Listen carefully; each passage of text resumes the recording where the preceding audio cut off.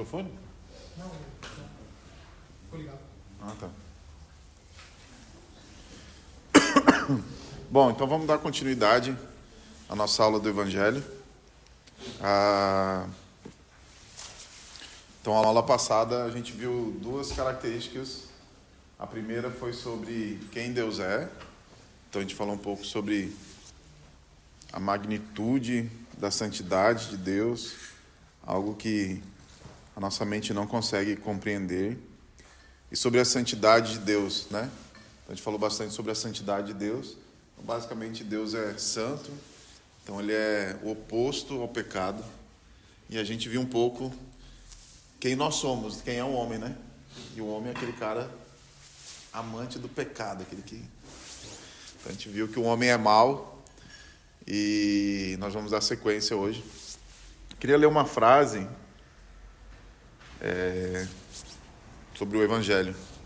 Diz assim: Deus é nosso alento, mas é também o terror supremo, a coisa de que mais necessitamos e aquela da qual mais desejamos fugir. Ele é o nosso único aliado possível e nos tornamos seus inimigos. Essa frase é do C.S. Lewis, do livro Cristianismo Puro e Simples. Vou repetir ela. Deus é nosso alento, mas ele também é o terror supremo. É a coisa que mais necessitamos e aquela que mais nós desejamos fugir. Ele é o nosso único aliado possível e nos tornamos seus inimigos. Então é bem simples assim de a gente entender, né? Um negócio bem simples. Abre comigo aí em Romanos, capítulo 3. Hoje nós vamos falar um pouco sobre quem é Cristo. Nós vimos quem é Deus, quem nós somos, e hoje nós vamos tratar um pouco de quem é Cristo. Lembra que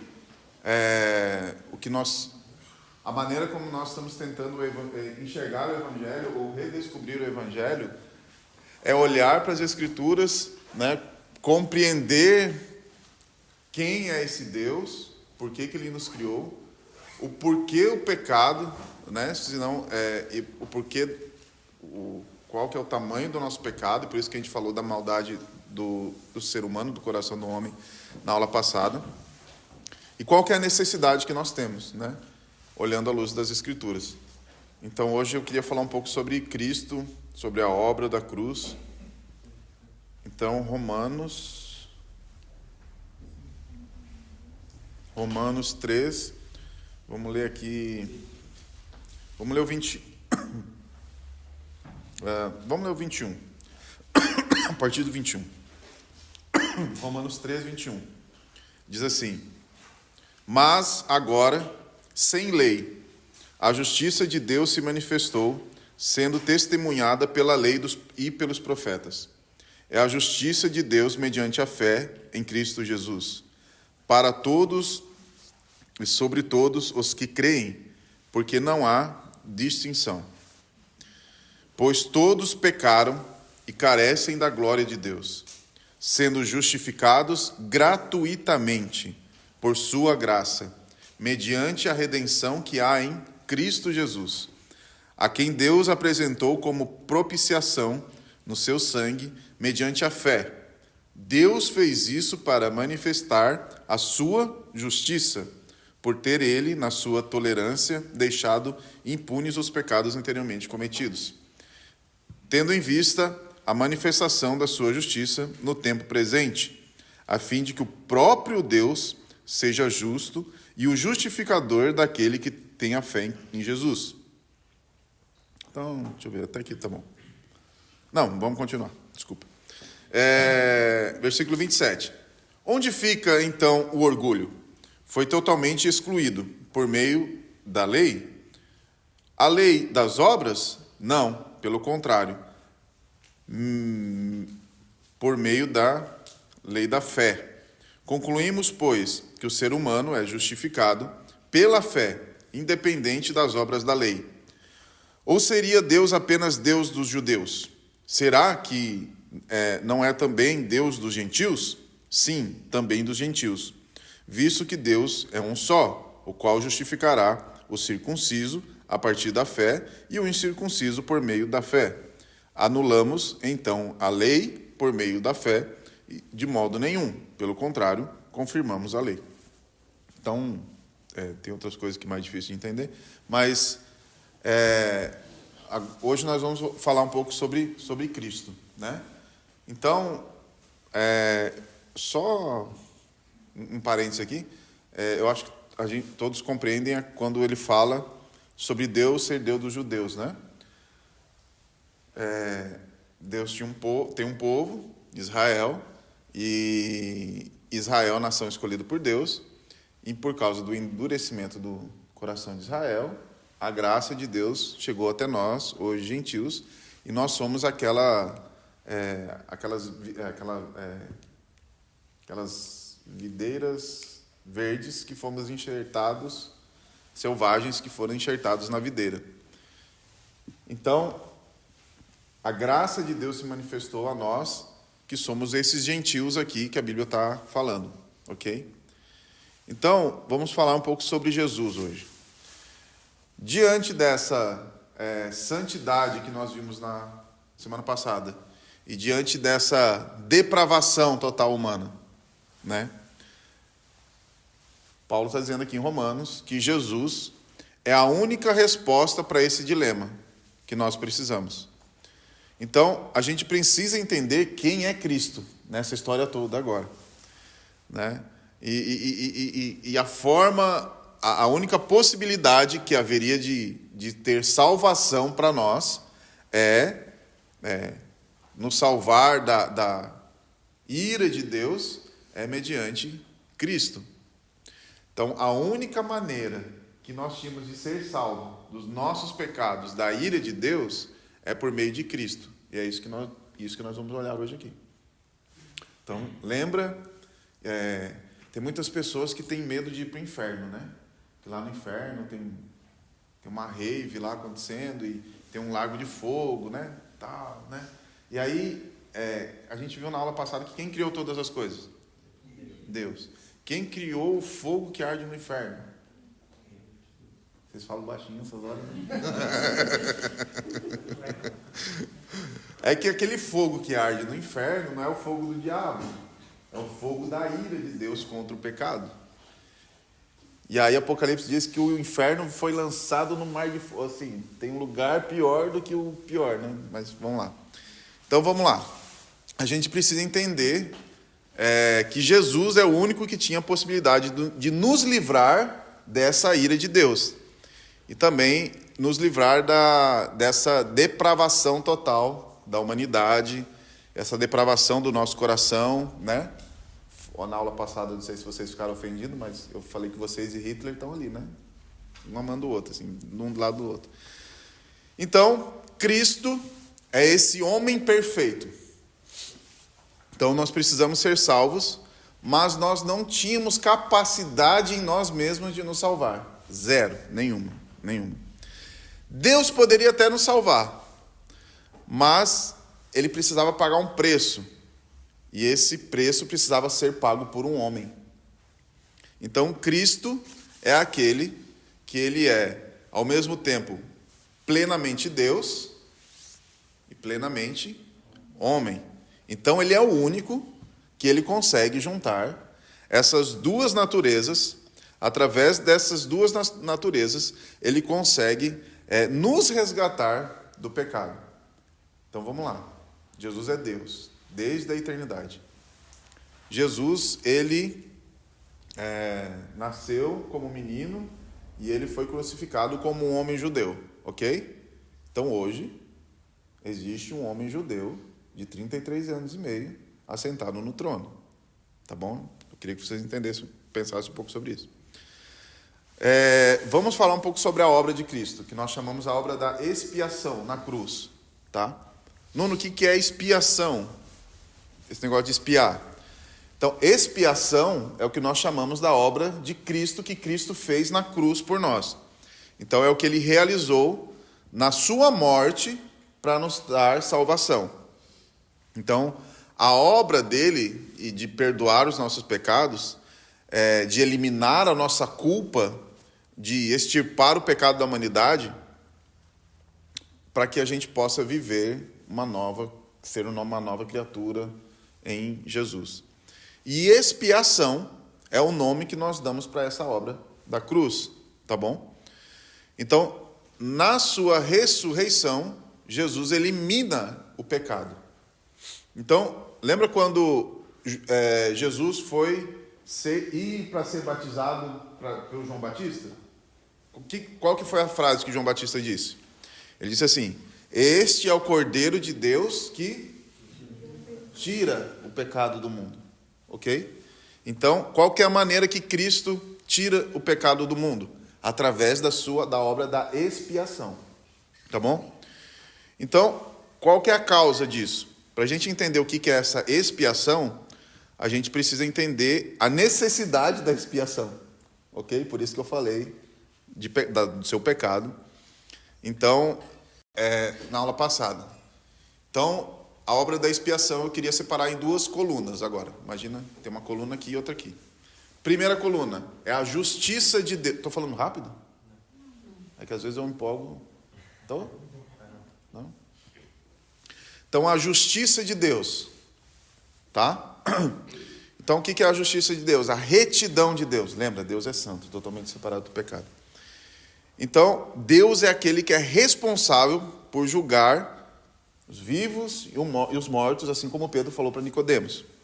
Ele é o Criador, né? Ele é o responsável sobre cada vida da humanidade. Justiça de Deus. Deus é justo juiz sobre toda a terra. Ok? Romanos 3, 25, nós acabamos de ler. O que diz em Romanos 3, 25?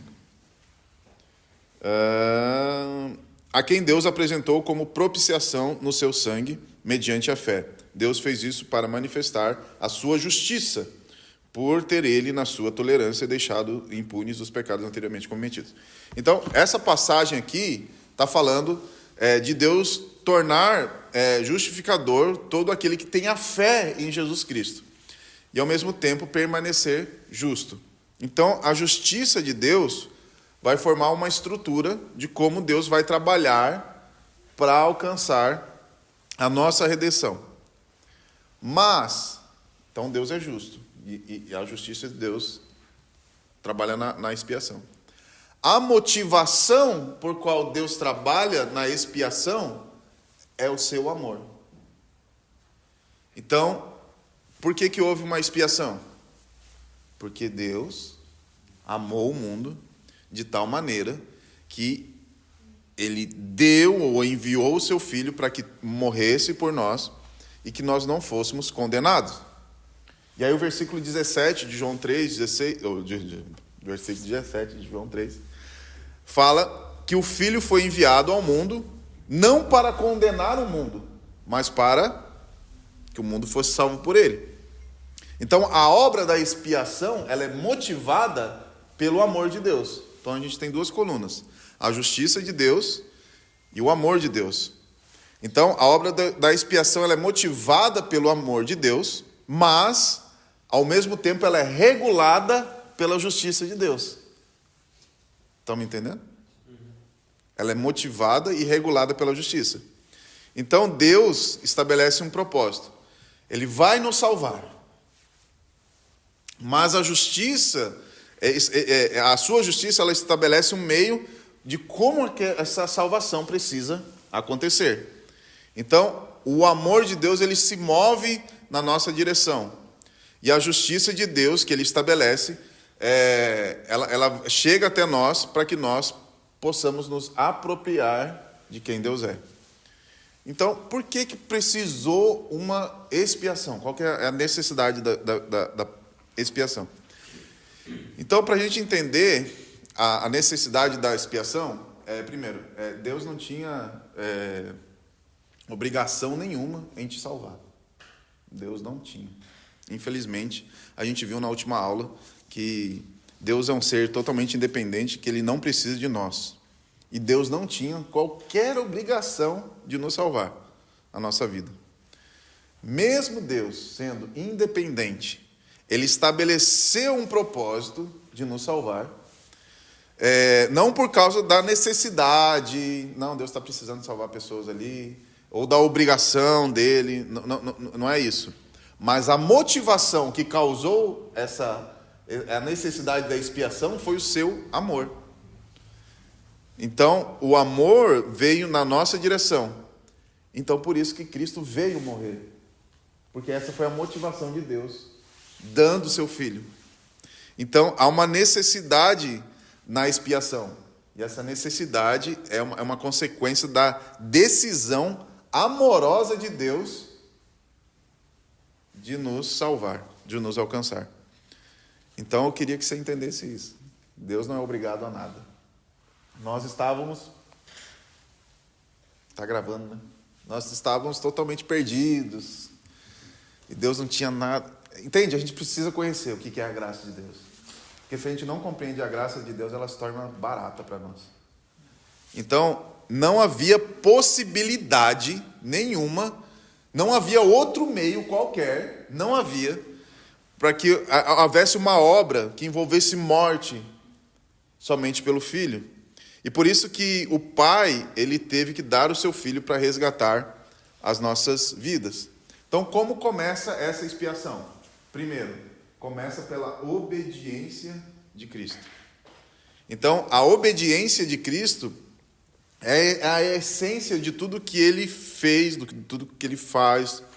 Então, nós podemos dividir essa obediência de Cristo também em... Deixa eu ver quantas partes aqui. Em 2 partes. Então, a obra da expiação começa como? Pela obediência. Cristo obedeceu, né?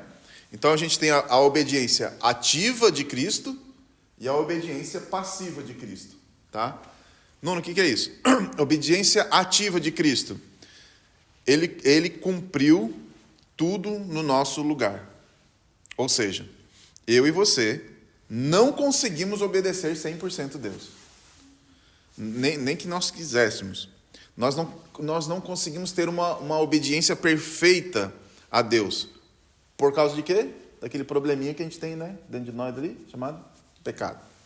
Então, nós somos imperfeitos. Mas, Cristo, ele veio e ele viveu uma vida perfeita, desde o seu nascimento, que nós não tínhamos capacidade de viver. Então, isso é uma obediência ativa de Cristo. Ele foi fiel, né, até a morte de cruz. Então, em toda a sua vida, Cristo jamais desobedeceu o Pai. A sua obediência entra no lugar da nossa desobediência a Deus. Então, isso nos faz justos diante de Deus. Obediência ativa. E qual que é a obediência passiva de Deus, de Cristo? É a obediência dele sofrer em nosso lugar. Então, como uma ovelha muda, ele foi enviado ao matadouro. Ele assume o nosso lugar de pecado, de pecadores, que nós merecíamos a condenação de Deus, e ele é morto e julgado no nosso lugar. Pecadores como nós. Então, isso é a obediência de Cristo. Então, ele sofreu aquilo que eu e você deveríamos sofrer. Então, nós vemos que há uma obediência ativa de Cristo e uma obediência de fazer aquilo que nós não conseguimos fazer, ok? De cumprir, de obedecer a lei de Deus, de cumprir os mandamentos de Deus, de cumprir a vontade de Deus. E uma obediência passiva de Deus, de Cristo, que é sofrer em nosso lugar, receber a punição pelos nossos pecados que nós deveríamos de receber. Então, Cristo Jesus, ele viveu uma vida que nós não conseguiríamos de viver, ok? E ele sofreu uma morte que nós merecíamos. Olha que troca legal que nós fizemos com Jesus. Para que nós pudéssemos ser reconciliados com Deus. Ele viveu uma vida que nós não conseguiríamos. Ele teve uma morte que nós merecíamos para que nós pudéssemos ser reconciliados com Deus. E aí Davi vai dizer, né? Quem é o homem, Senhor, para que você se lembre dele, né? Então, isso é o cerne, é o âmago da expiação de Cristo.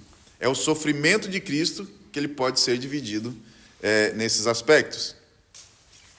Então, imagina, quando a gente olha para a cruz, né? A gente vê assim, Cristo sofreu na cruz, né? Não. Cristo sofreu desde o seu nascimento. Toda a sua vida foi uma vida de sofrimento. Então, ele, naquele lugar, na cruz, ele se humilhou por nós, ele estava nu, mas ele se humilhou, se rebaixou a estatura de servo, através de se tornar um homem. Ele sofreu uma humilhação, uma dor que é inconcebível a nós. Por que eu falo isso? Vamos lá. Jesus é Deus, Cristo é Deus, amém? Aleluia. A gente não consegue compreender isso, porque Jesus ele estava participando da glória do Pai.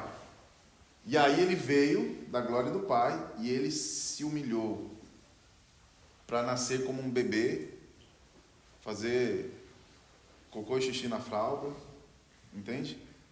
Só que na nossa cabeça nós nunca vamos tentar compreender isso, porque nós nunca estivemos nesse lugar que Cristo esteve, na glória do Pai, de ser participante dessa glória. E ele se tornou um ser humano. Então, a humilhação de Cristo não foi somente quando cuspiram nele, foi desde quando ele nasceu. Esse é o primeiro sofrimento, o primeiro aspecto do sofrimento dele. Então, nós temos o aspecto da dor física, da morte física, que ele experimentou ali, sendo castigado no nosso lugar, sendo crucificado. Ele experimentou dor por carregar os nossos pecados, né? Ou seja, não apenas uma dor física naquele exato momento, mas também uma dor psicológica, atormentado por culpa dos pecados que são nossos. Então ele recebeu ali, que não são nossos. Imagina que Jesus, ele morreu pelo pecado de toda a humanidade. Ok? Então ele morreu por aquelas pessoas que já tinham vivido, por nós aqui, e mais por um bocadinho de gente aí. Então, imagina como que Cristo estava naquele momento de dor e angústia na cruz. Por um leve momento, parece que até o Pai o abandona na cruz. Mas jamais o Pai o abandonou, o seu Filho na cruz. Jesus estava recebendo uma carga tão grande de pecados ali, que ele vai dizer, Deus meu, por que me desamparaste, né? Você sabe que... Já expliquei isso aqui, né? Já expliquei na outra aula? Jesus está recitando o Salmo de número 22, é o Salmo de Davi. Então ele está adorando a Deus naquele momento de angústia. Então, em algum momento, Jesus pode ter, sei lá, passado na sua mente que talvez o Pai estava abandonando ele ali, por causa dos pecados. Mas em nenhuma maneira Deus Pai estava abandonando Cristo ali na cruz. O que estava acontecendo naquele exato momento da crucificação ali, de Jesus na cruz, é que Deus estava esmagando Deus para que Deus te salvasse. Era isso que estava acontecendo na cruz, bem resumido. Deus estava esmagando Deus para que Deus te salvasse. Essa é a graça de Deus. Esse é o sofrimento de Cristo. Então, Jesus, ele recebeu no seu corpo a ira de Deus, a ira que nós merecíamos, né? Então, a ira de Deus fez com que o coração de Cristo fosse totalmente despedaçado. Então, esses são alguns aspectos do sofrimento que Jesus passou ali para a sua obra da expiação. Então, tem algumas coisas que a gente precisa ver ainda sobre a expiação de Cristo salvar do nosso pecado. Primeiro ponto. O castigo que foi feito a Cristo foi realizado, não foi pelo diabo. O castigo que Jesus sofreu na cruz foi realizado por Deus. Então, Deus, nas mãos do próprio Deus, para que Deus pudesse nos resgatar. Consegue agora compreender um pouco melhor da graça de Deus sobre nós? Então, Cristo é Deus, o Pai é Deus, e o Pai precisou castigar o Filho, sofrer o dano, para que nós pudéssemos ser resgatados do nosso pecado. Então, uma coisa que também é meio que óbvia, mas vamos trabalhar. O castigo de Cristo, ele não foi eterno, tá bom? Não é um castigo eterno, porque algumas pessoas têm dúvida relacionado a isso. Porque quando a gente fala assim, por exemplo, que Deus condena o Rodrigo para o inferno. Vou dar uns exemplos aqui para ficar mais legal. Então, Deus condenou o Rodrigo para o inferno. O que vai acontecer? O Rodrigo eternamente está condenado ao inferno, ok? Mas Cristo, na cruz, o que ele disse? A obra está consumada. Testelestai. Está pago, não é? Então, quando nós somos lançados no inferno, nós não conseguimos pagar a nossa dívida. Por quê? Na verdade, o ser humano, provavelmente, não sei como é que é lá, né? Tem aqueles livros que o pessoal desce ao inferno e volta, você pergunta para eles lá. Mas quando o ser humano é lançado no inferno, eu acredito que eles estão blasfemando contra Deus, porque Deus deixou eles numa situação de inferno. Então, ou seja, além de não conseguir pagar a dívida, eles ainda estão aumentando, né, a dívida ali. E eles não se arrependem. Então, eles vão sentir a ira de Deus. Então, o ser humano ele continua a blasfemar contra Deus. Cristo sofreu, mas ele não se rebelou contra Deus. Pai, todavia seja feita a tua vontade. Então, Cristo sofreu e ele fez isso num nível de dignidade ao Pai.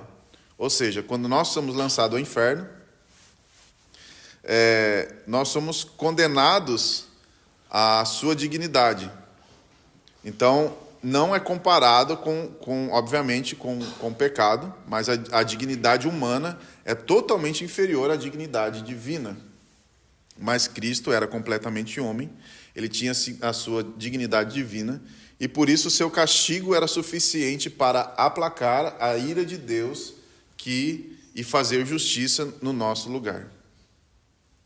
Beleza? Vocês estão entendendo?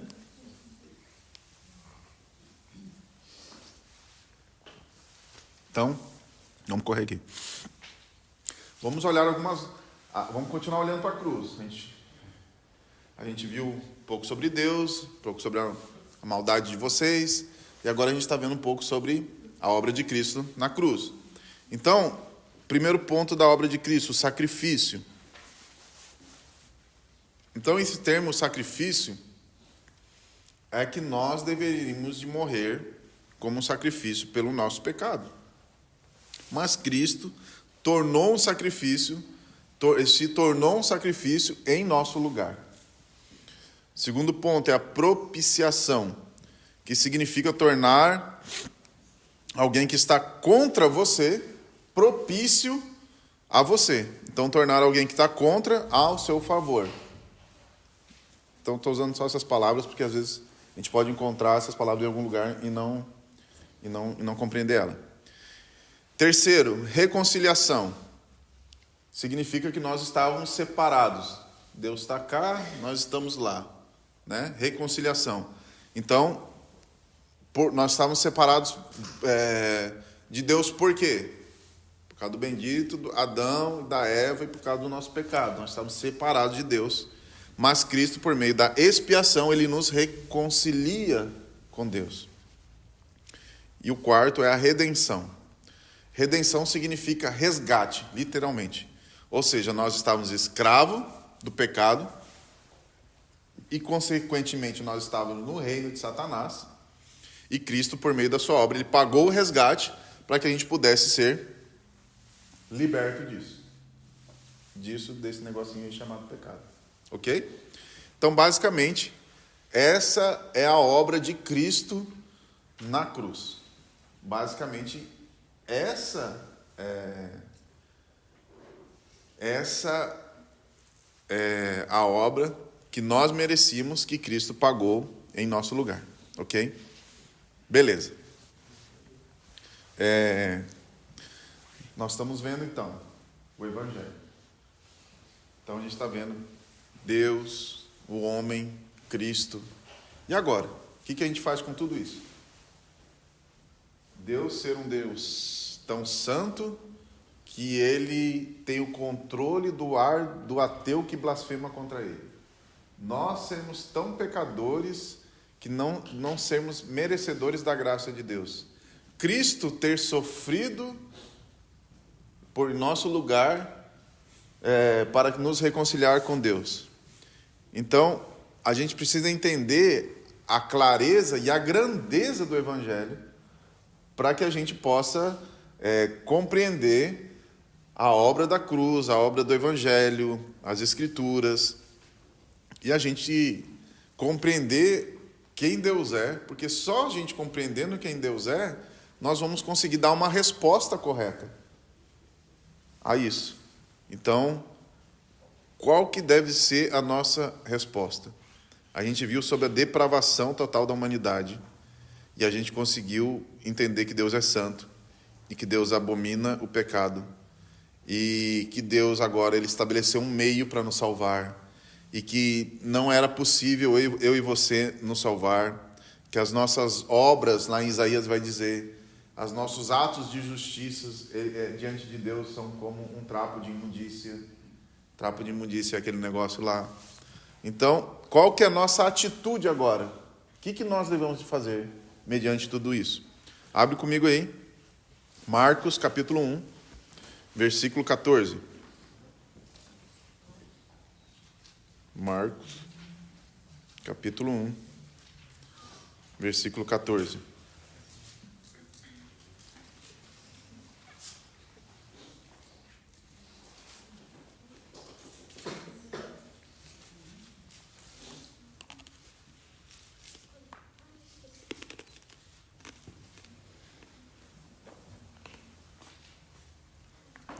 Diz assim: depois de João ter sido preso, Jesus foi para a Galiléia, pregando o Evangelho de Deus. E ele dizia: o tempo está cumprido e o reino de Deus está próximo. Arrependam-se e creiam no Evangelho. Beleza, então vamos lá. O que essa passagem está dizendo para nós aqui? Está dizendo para nós qual que deve ser a nossa reação diante do Evangelho. Olha que coisa simples. E qual que é a nossa resposta? Arrependimento e fé. Essa deve ser a nossa resposta diante do Evangelho. A nossa resposta ao caráter de quem Deus é, a depravação total da humanidade, dos nossos pecados, e a obra de Cristo, esse é o resumo do Evangelho, a atitude deve ser arrependimento e fé. Traduzindo, conversão. Então, conversão é uma resposta correta diante daquilo que nós chamamos de Evangelho. E perceba que nós vamos usar essas duas palavras juntas. Arrependimento e fé. Então, vamos olhar hoje, hoje não, mas agora, sobre fé e arrependimento. E como isso deve ser a nossa resposta. Então, para a gente começar a falar sobre a resposta, a gente tem alguns tipos de fé, mas eu queria falar sobre uma fé salvífica. É aquela fé que nos salva. E essa fé salvífica, ela tem 3 aspectos aqui: conhecimento, aprovação e confiança pessoal. Então, nós precisamos ter uma fé salvífica que nos conduz, de fato, à salvação. Então, isso é uma oposição a uma fé que não conduz à salvação. O que seria uma fé que não conduz à salvação, Nuno? Tem fé que não conduz à salvação? Tem. É uma fé que é só mental. É uma fé que só tem confiança em si mesmo. Então, são tipos de fé que não são fé salvífica. Ok? Então, não produzem nada, então não é uma fé salvífica. Conhecimento. Então, conhecimento por si só não basta para a nossa salvação. Conhecer não basta. Conhecimento precisa ter para nós o que... Conhecimento e fé é aquilo que nós precisamos ter para ser salvo. Romanos 10...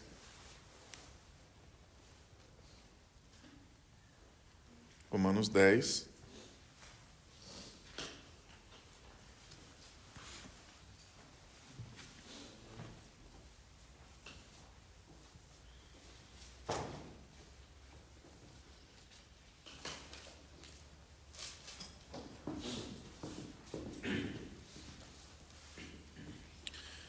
Romanos 10, 13.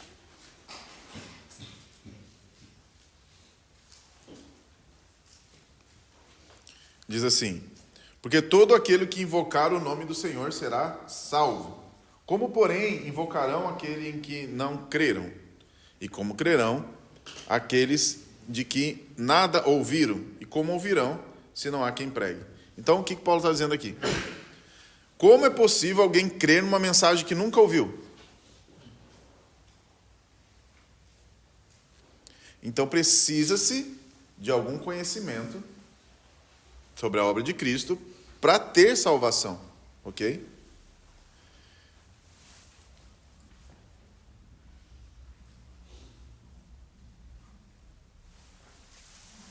Então esse é o primeiro ponto aqui da fé, é o conhecimento.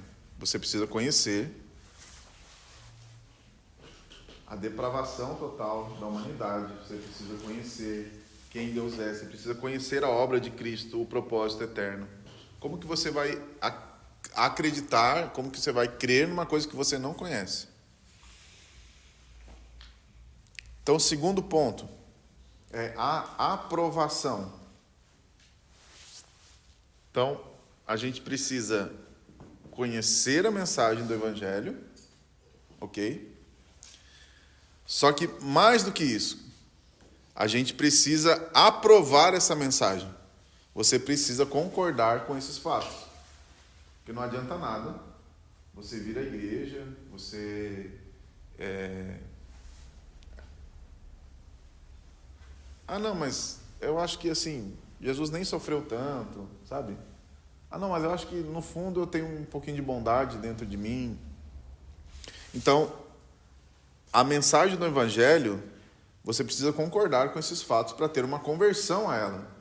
Senão, você não está tendo uma conversão e nem uma convicção dela.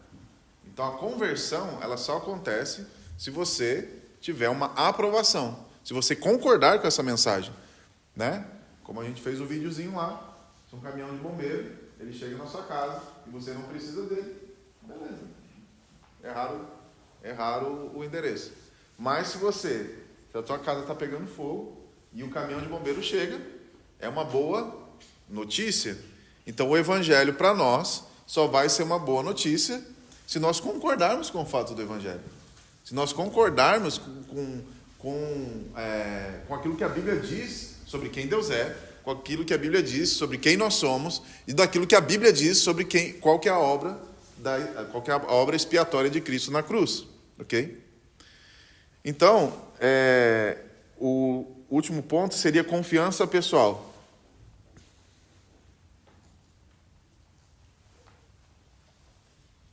Você não precisa apenas ter conhecimento e aprovação, mas diante de tudo isso, a gente precisa entender que nós precisamos depender totalmente de Cristo para ser salvo. Não existe outro caminho, não existe outra maneira de ser salvo que não é por Cristo. Então, a fé salvífica, essa fé que nos salva, eu estou falando de fé salvífica, não daquela que é para pagar aluguel, né, dor de cabeça. A fé salvífica, ela é uma confiança em Jesus Cristo, como uma pessoa viva. Então, tendo em vista os nossos perdão de pecados, que Ele nos perdoou para que nós possamos ter a vida eterna com Deus. Então, esses 3 elementos aqui que eu acabei de falar, conhecimento, aprovação e confiança, deve estar na fé que nós depositamos em Jesus Cristo. Então, nós precisamos entender que o conhecimento não é contrário à fé. A fé, ela vai crescer à medida que nós buscamos a compreensão, não apenas intelectual, mas ela precisa estar conectada com uma vida de comunhão com Deus, né? Então, geralmente, isso acontece quando nós... a comunhão é aquilo que nós experimentamos, né?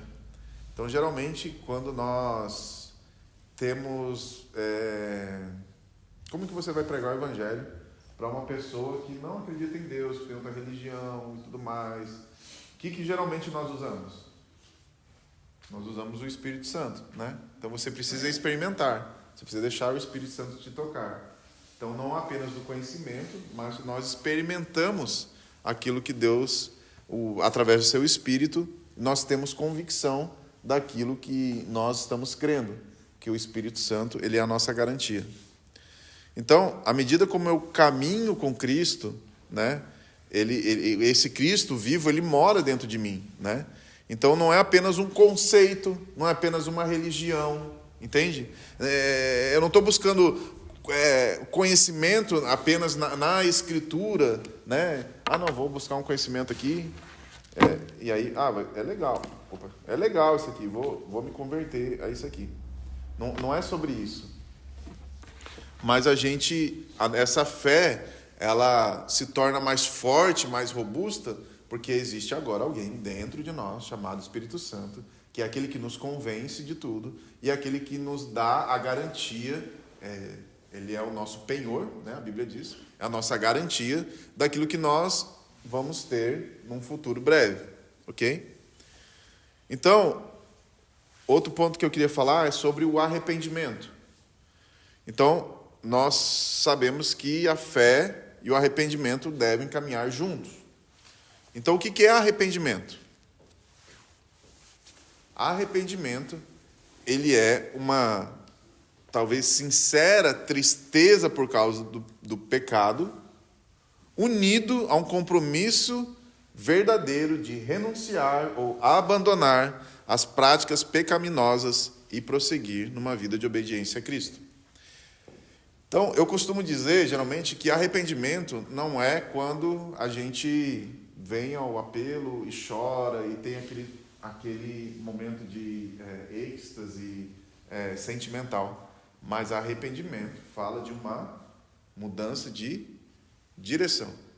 Então, ainda que muitas vezes nós possamos estar ali emotivos e tudo mais, ele precisa ser unido a um ato. É um arrependimento. Eu estava indo pela esquerda e agora estou indo pela direita. Não foi um exemplo bom, né? Não. Eu estava indo para o norte e agora o caminho certo é para o sul. Vou me enrolar aqui. Então, assim como a fé, o arrependimento, ele também tem alguns aspectos. Então, vamos falar do arrependimento agora, para a gente encerrar. Porque está frio, vocês estão com frio. Então, a gente precisa ter um entendimento intelectual. A gente precisa concordar aqui com a Bíblia, né? Que o pecado é errado. Que o pecado é uma coisa ruim, né? O primeiro ponto é esse. A gente precisa entender que o pecado é errado. Na verdade, ele é bom, né? Mas é errado. Então, segundo ponto, a gente precisa ter uma aprovação emocional também do ensino das Escrituras. Então, o arrependimento, ele envolve isso que eu falei, uma profunda tristeza pelo pecado, né? Mas não só uma tristeza. Ele precisa ter eu estou triste porque hoje eu pequei determinada coisa. Eu estou triste porque amanhã eu pequei determinada. O arrependimento, ele tem que gerar em nós uma aversão ao pecado. E não somente uma tristeza emocional. Entende?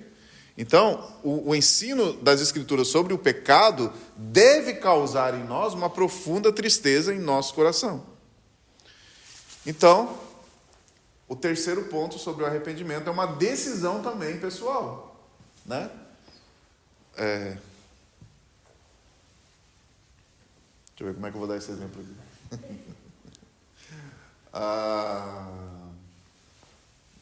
Tinha uma mulher, alguns anos atrás, que ela traiu o marido. E aí, nesse processo da traição e tal, ela confessou o marido, na verdade foi descoberto e tal. E aí ela disse que ela não sabe o que aconteceu, porque ela acha que foi tomada por um demônio, e o demônio fez ela pecar, né? Então assim, a gente precisa ter uma consciência daquilo que é o pecado e daquilo que não é o pecado. Então você sabe aquilo que é lógico, que por sermos pecadores, nós estamos muito mais inclinados a pecar do que a santidade. Mas nós precisamos de uma decisão pessoal de se afastar do pecado e ter uma vida de obediência a Cristo, tá bom? Eu não estou dizendo aqui que nós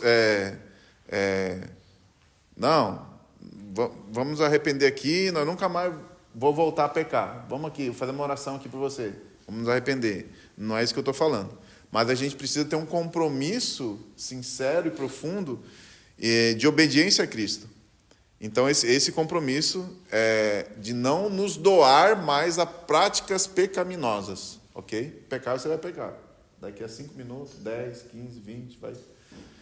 Então, a gente precisa ter um compromisso a práticas pecaminosas. Entende? De se afastar desse tipo de prática. Então, o arrependimento ele precisa vir acompanhado da fé.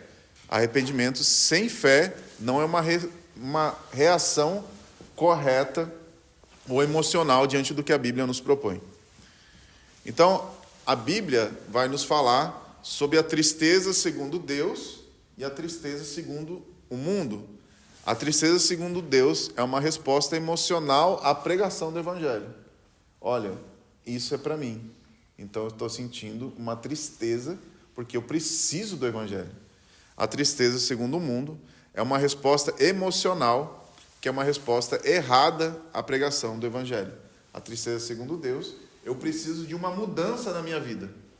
A tristeza segundo o mundo é apenas uma resposta emocional. Então, a gente pode ter a tristeza segundo o mundo, que geralmente nós chamamos de remorso, não é? As suas práticas pecaminosas. E esse remorso ele pode produzir uma tristeza, ele pode produzir dentro de nós uma depressão, né? Mas ele não vem acompanhado de um compromisso sincero e profundo de viver uma vida de obediência. Geralmente, eu falo que falta um pouco de vergonha na cara, porque a pessoa... Bom, deixa. Então, existe uma grande tristeza de pecado e precisa ser acompanhado de um compromisso de não caminhar mais nesse pecado. Entende? Não está dizendo que eu não vou pecar? Não, você vai continuar pecando. Mas agora nós estamos assumindo uma posição porque nós queremos agradar a Deus. Nós queremos estar do lado certo do negócio. Então, arrependimento e fé, eles são dois lados da mesma moeda. Eles não estão de lados opostos, tá bom? O arrependimento é o lado, vamos dizer assim, negativo, que tem a ver com olhar para nós, de como nós estamos longe do padrão de Deus. E, ao mesmo tempo, a gente precisa ter o nosso coração transformado.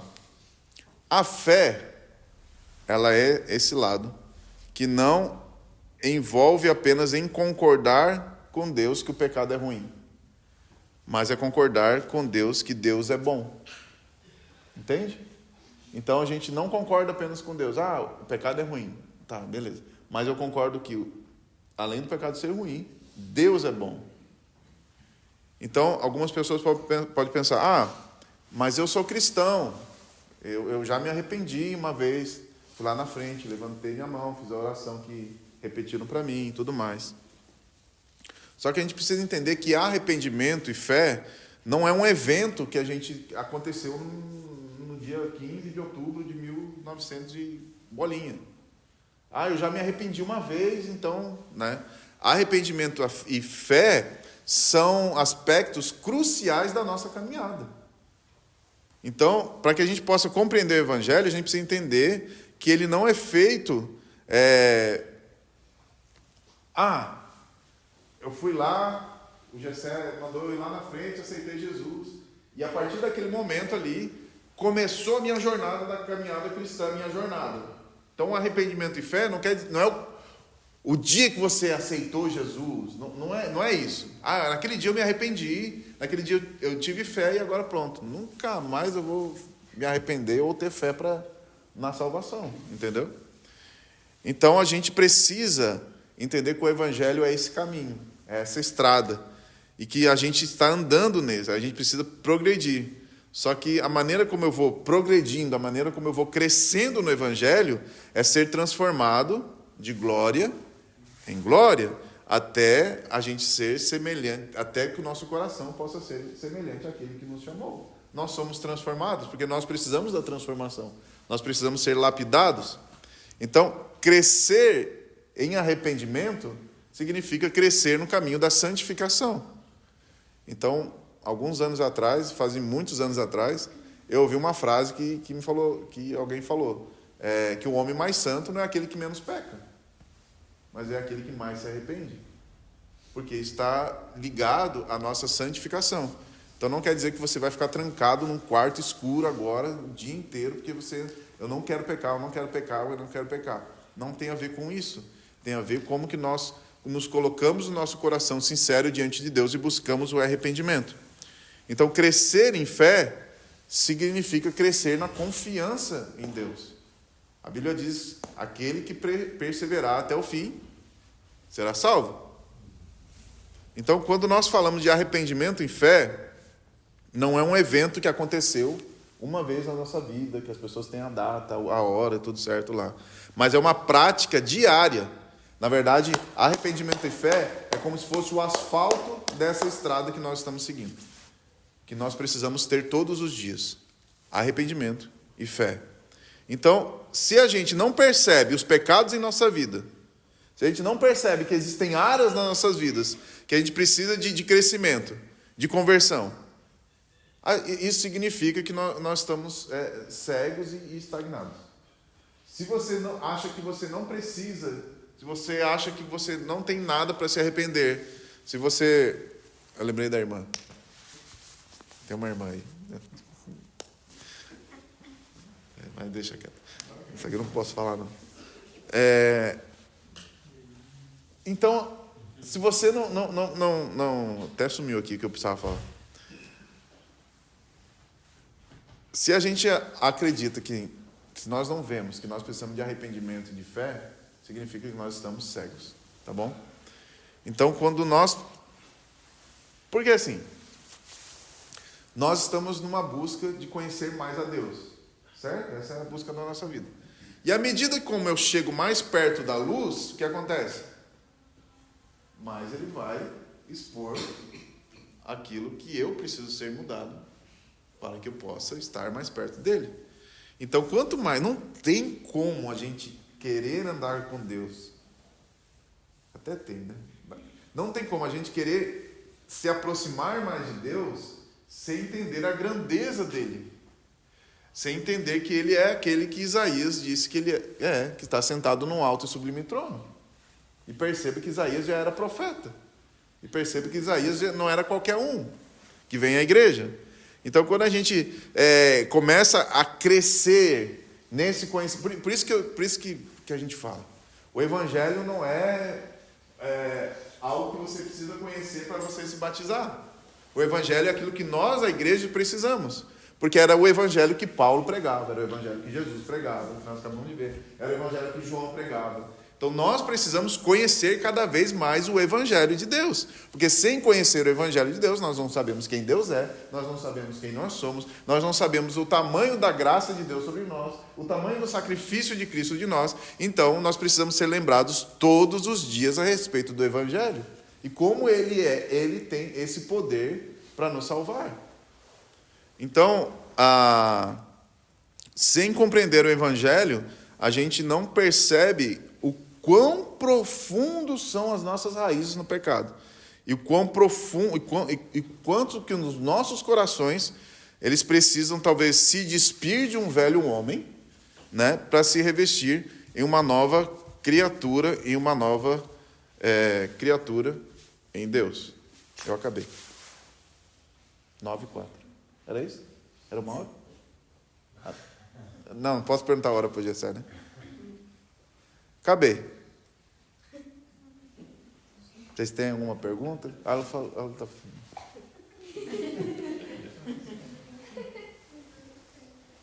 só queria comentar algo. Mais 2 horas. Pode ir. Eu acho que uma coisa muito interessante a gente pensar, a gente fala do desafio do Evangelho, que a gente pensa nas coisas que a gente tem que fazer. Eu acho que isso é um equívoco, porque muitas vezes nós caminhamos no Evangelho como se ele fosse uma forma de dar uma melhorada na nossa natureza. Porque a melhor maneira da gente saber o quão despreparado a gente é referente ao Evangelho é só perceber o quão ofendido a gente fica quando é chamado de pecador. Então, assim, a gente acha que é difícil fazer algumas coisas que a Bíblia diz, mas esse não é o ponto do Evangelho. O ponto do Evangelho é a nossa percepção, a nossa revelação de quem é Deus, de sua grandeza, de sua graça, de seu amor, e ao mesmo tempo da nossa podridão e miserabilidade. Então, a melhor forma da gente saber como a gente está no nosso desenvolvimento com Deus é a gente perceber o quão ofendido a gente fica com as verdades da palavra.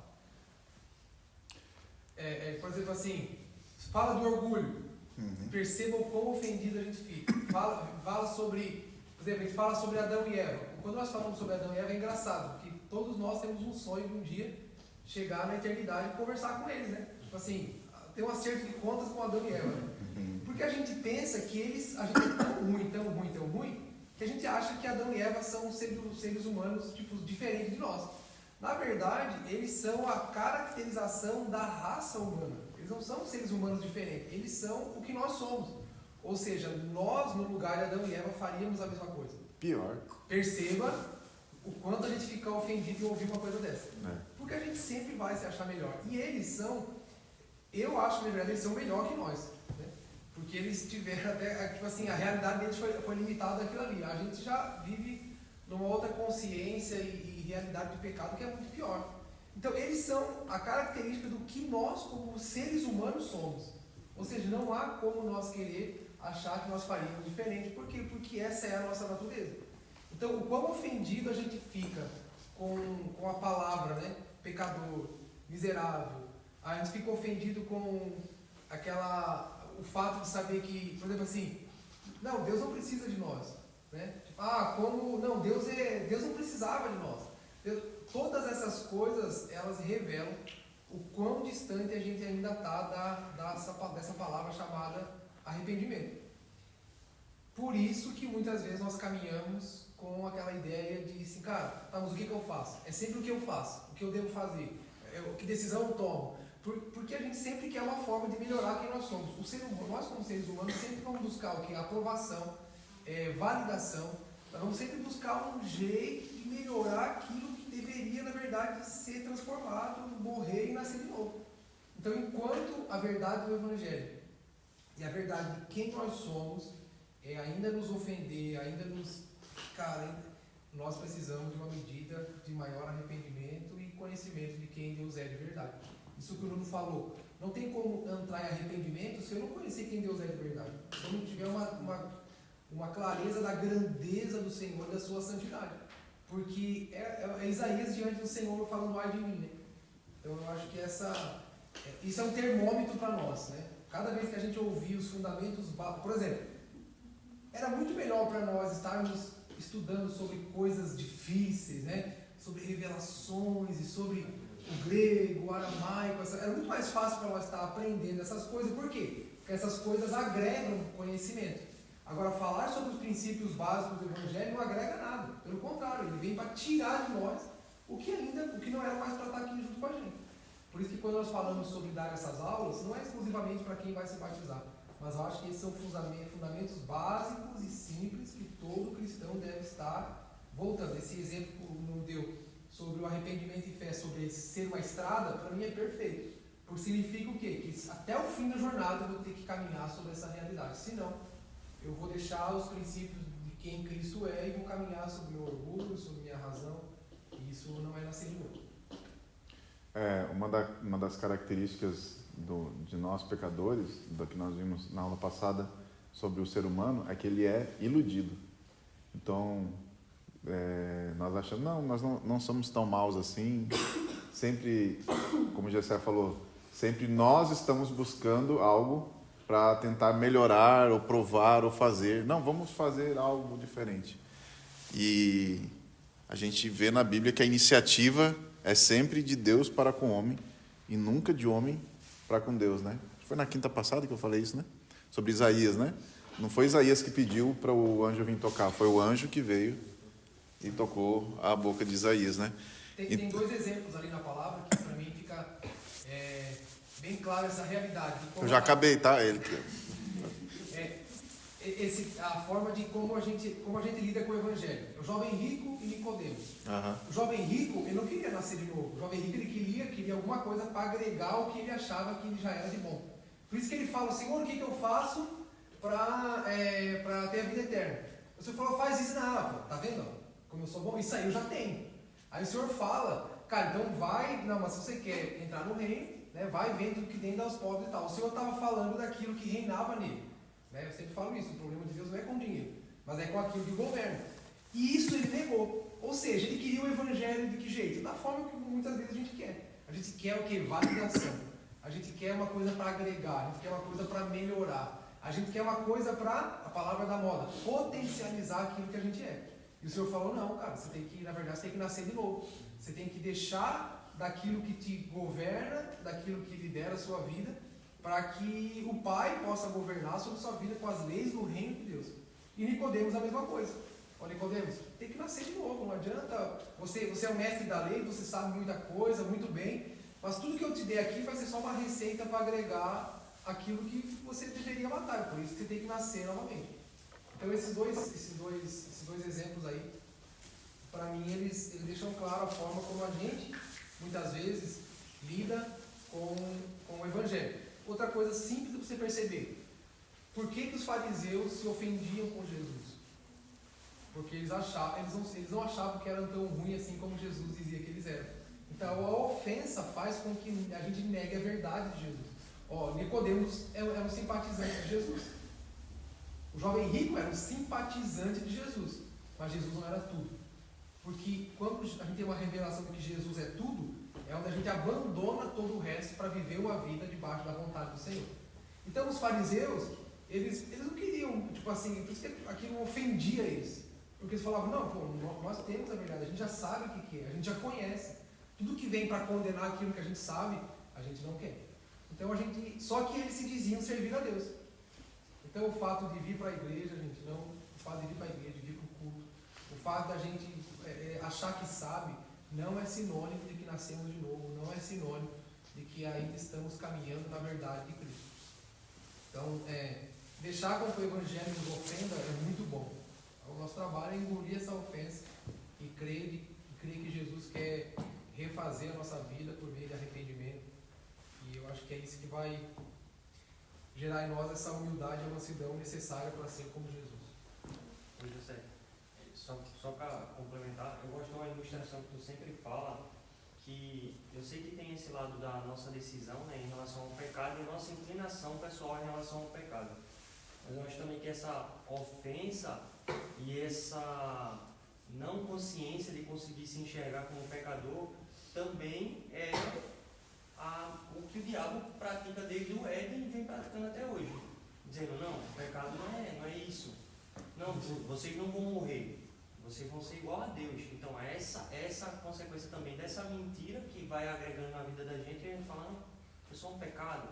Então, é algo que parte da nossa inclinação também, mas eu sei também que tem esse lado do que o diabo fez lá no jardim e vem fazendo até agora. trazer uma leveza e uma falta sei lá, de importância ou de atenção para o que é o pecado. Você fala isso. É o relativismo, né?